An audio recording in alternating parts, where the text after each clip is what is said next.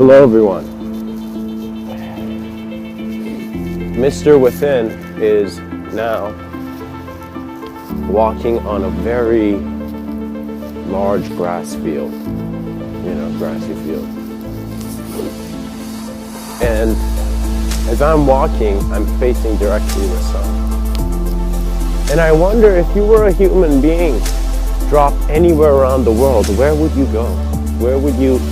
What would you look at? How would you deduce the value from your environment?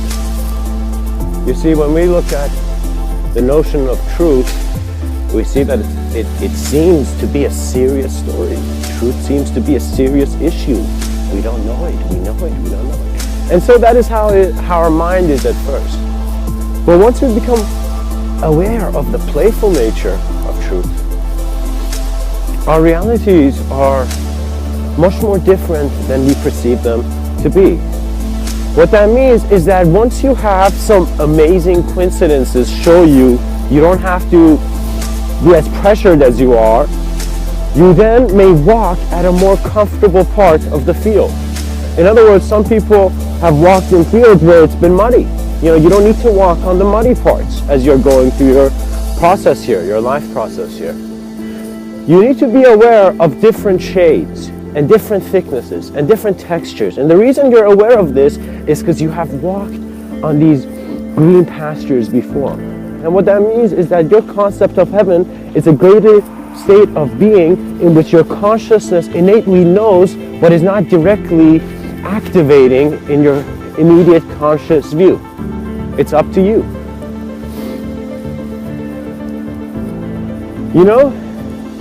Once we are designed, or once we accept the fact that we have a design, we always think of the designer. And so the concept of a creator has walked in man's mind, has been created in man's mind many ways. Many people have thought of the different origins of man. It's not even me.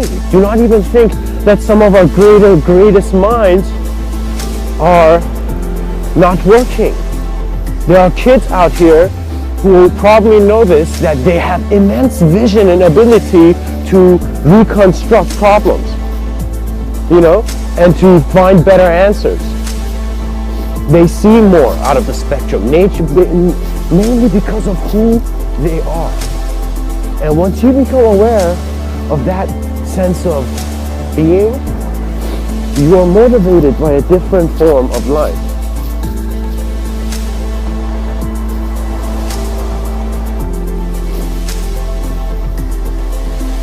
You see, it is totally fine to cross the crosswalk, and it is totally fine to, in a sense,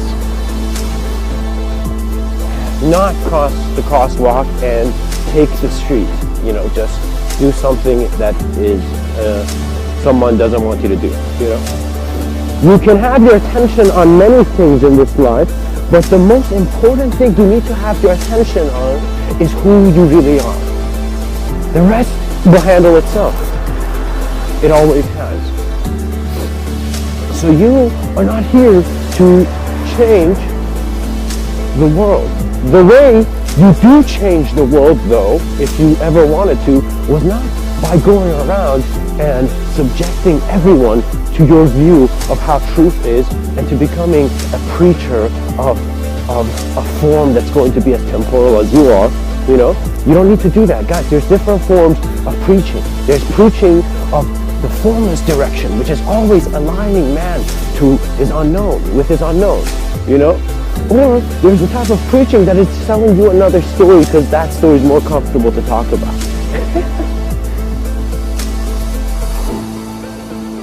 Human communication is still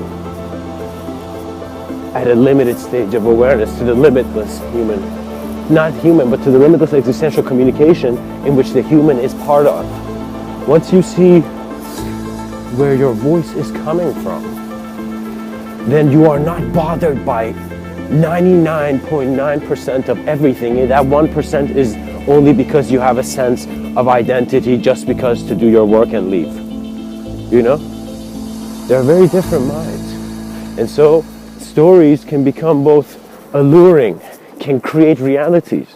In other words, when a beggar comes and tells you of his hardship, oh wow, beggars should be amazing storytellers then, you know? Because that's how real we can see potentially a line of words. And so having this relationship and maintaining it is very important.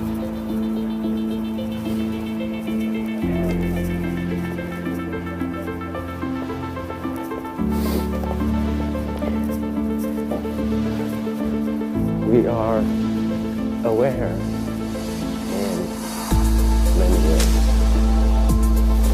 And sometimes it's in a known and an unknown relationship. In other words, we're still aware of something, but we don't know it linearly. And so there is always non-linear awareness present. In other words, don't be shocked by an incident you go through and you think it's hard. You're aware of it. You're just not sensitive to it before it happens. If you become sensitive to the things that have already been done, time and space should not be a limitation for you in that domain.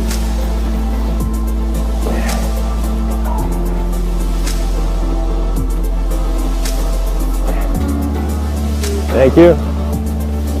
And yeah, so there is an importance in how we understand things, and mainly because our understanding is affecting the environment. So if we see our governing systems not helping us with a sense of good quality of information, then we need to take it in our hands. In other words, once a governing system can't help the individual takes it in his own hands. And what that means is you don't become a rebel, you become an efficient human being. You try to have that fatherly gaze to the child in which the lack of governing is, for example, the systems of how human beings can promote the hell out of one system without realizing how the simple could be as clean as ever, you know? And what that means is that the simpler our technologies go, the more easier man is. Half the habits you're doing are unnecessary to the activation of who you really are. This consciousness is not linear. It's not like a program. It's not like a machine you turn on and off. You are consciousness all the time, so you have a sense of knowing and certainty of where you are beyond comprehension. And once your awareness to this develops, man's mind becomes the greatest advancement in all existence. Do you understand this? In all existence. And these are important because it readjusts your feelings, it readjusts your frame, and also your sense of purpose, guys.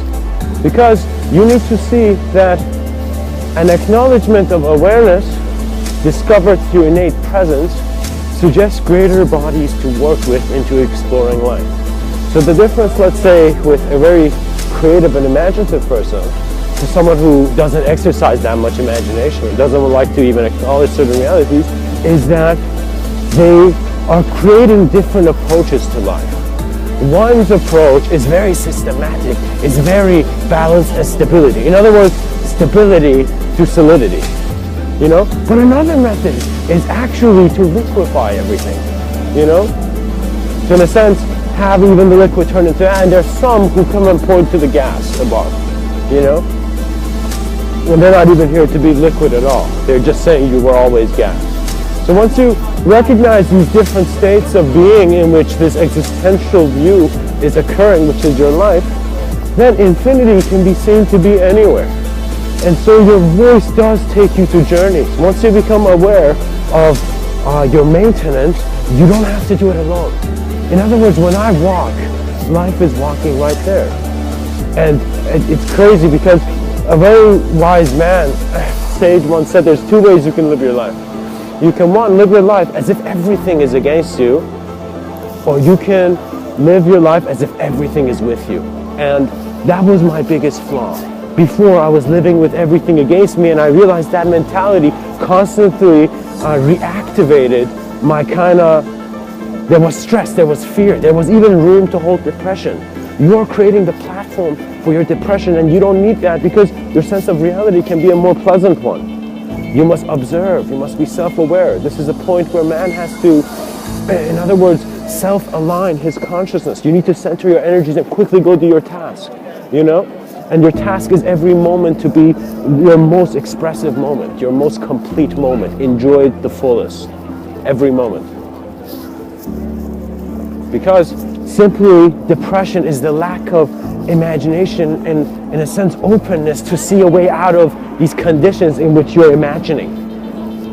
Imagination, you know, they have said in a way, you know, is like you can have a master to servant relationship with it. If you're depressed, if your mind is creating images on its own, then if your life feels like it's not your life, it's the voice of another, that is the servant. You have gone into the servant role in that, in which life's conditions are ruling over you mentally. Mentally, it doesn't have to do that, you know? So, what one can do is recognize what is the difference between the servant and master. That's all you need to look at for enlightenment. What is the difference between the servant and the master? It is a view. It is a knowing. It is an awareness. So you're not aware of your environment, and you know how you become aware of your environment? You do not search for it like something, like a treasure. No. You stop every single thing you're doing and you let the movement come to you. That is the trust you need in life. In other words, if today was my last day, not in an apocalyptic way, but in the fact that I would just be dissolving into pure chaotic being, what that means is that ideas no longer rule my presence, and I may walk in lands never conceived. And so this is the development of consciousness and the imagination that we find within ourselves. So to have that master relationship, you simply see the ability you have in which you have forgotten. All problems root from forgotten ability. All your problems come from you forgetting the ability that you can in an instant turn your life around. And be comfortable, because I want to be a being that if in any instant I wanted to go wherever, I could. I want a sense of openness. Who does not want a sense of openness? Because in a closed world, we have a lot of closed minds and we don't need to. In other words, mankind is the plant that needs to water himself. What that means is that I'm not saying you're a plant, but I'm saying your existential development that is watered by your self-awareness. Once you become more aware, self-aware, it's as if you are opening valves of existential nutrition for yourself, nourishment. A comfort that's always been there, you know? Maybe I'm being poetic with a lot of stuff I say, but the reason is because I want to move the imagination to different skies. Now, once we become aware of consciousness in this manner, we need to see how many stories attached to us. So what I mean by that is that you can be doing something totally irrelevant to where you were 5 years ago, but a feeling of a situation 5 years ago where you were in can come back in. Suddenly, certain things can appear in your life in which the moment, the way you feel you're placed in it is not right. In other words, if we could visualize chess, you're not at a good corner or you're not at a good angle. So when one's not at a good angle, you see that one of the first things you notice is the fact that you are looking at your end more now. You're more concerned about an end. When we're concerned about an end, we don't really care about ourselves. You know, we're just scared. You know, because if someone told you you were going to die, or if you were going to fade, you wouldn't listen in that way. In other words, at times I shut my ears off to those whose voices don't belong, in my view. What that means is sometimes someone can give you an understanding of your own understanding that's terrible. And when they do that, you feel you are being thrown into a misunderstanding, you know. But at the same time, that's the point where we need to have detachment, because my most ability of caring for another human being is my awareness to a human being. So at first myself and then others. So I need to have a pleasant awareness. I don't need to engage with people roughly to then think that human nature is rough. I mean, of course, if you punch someone in the face, they're not going to be a peaceful person. You know, it's ridiculous. Some people think these Zen monks just like they become so completely free that if someone punches their face, technically you can do that actually, where you're in such deep meditation that your mind is not even, you're not here, but you're at the same time everywhere. So there are states you can achieve like that. But to in a sense be in a sense pushed is unnecessary. You need to look at yourself. If you're criticizing many things in your life, you are building a life on pushing people. And I want you to very comfortably imagine that each push that you do to someone else will come back to you right before you die, you know? What that means is that if you push someone with that energy, with a certain intention, with a certain emotion, oh, guess what? You know, boomerangs aren't the only things that come back. So we need to be gracious. You need to bring in qualities of peacefulness and your way of peacefulness, you know. For some people, peacefulness is to stop everything and stop all physical things and just go into a forest. For others, peacefulness is to maintaining a very high level of working in society and getting things done and constantly helping making the world a better place, efficient-wise, you know, in regards to a business mind, because that's how you've been conditioned. So once you become aware of this, you can utilize more of life to give to life. And that is fundamentally what's happening. Because similarly right now, I am simply using words, reinterpreting words. It's as if the light of my consciousness is altering the nature of reality as I speak. And so it's a comfortable thing, pretty much that's what I'm saying. So, work with this and hopefully my ideas serve you. Sometimes they're not meant to be even understood that. Sometimes they're just helping you release an idea that has been your solid truth for many years. Because the way I cleared my own conditioning was actually through the act of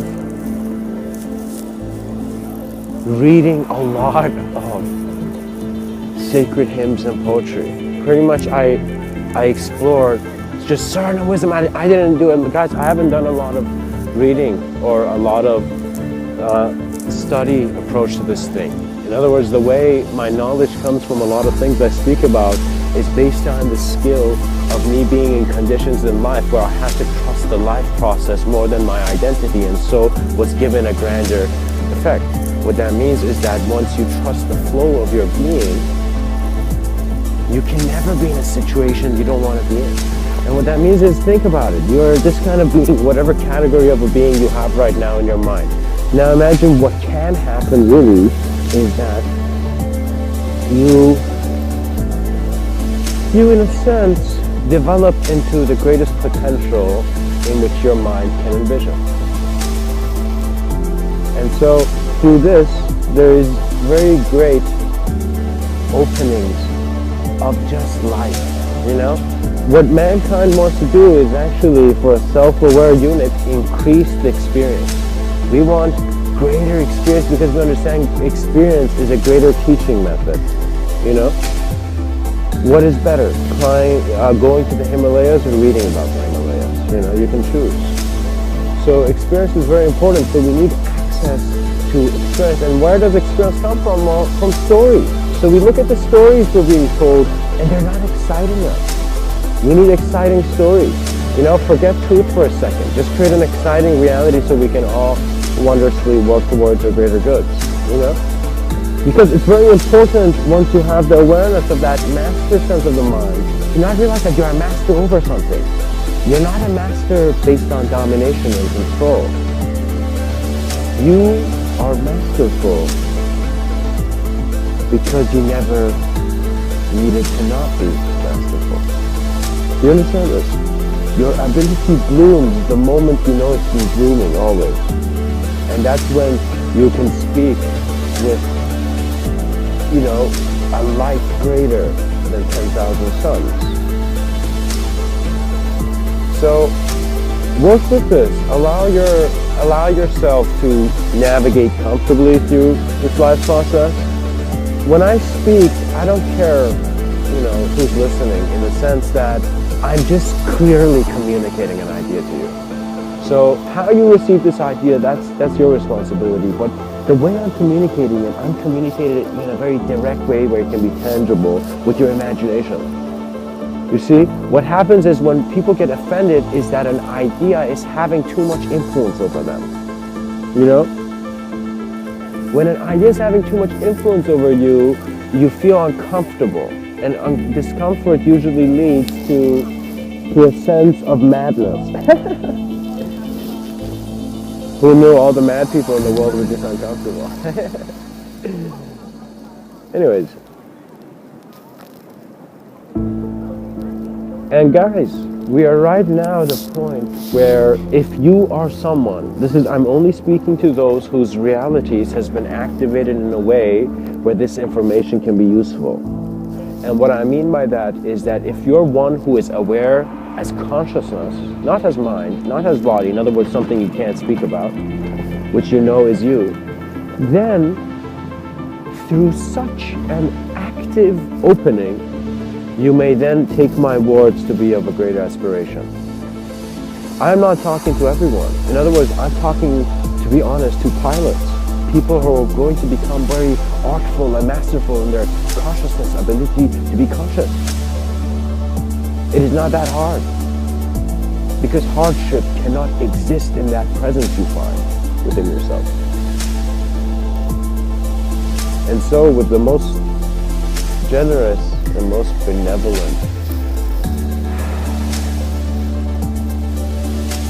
words, I would like to say, guys, let your experience always fly.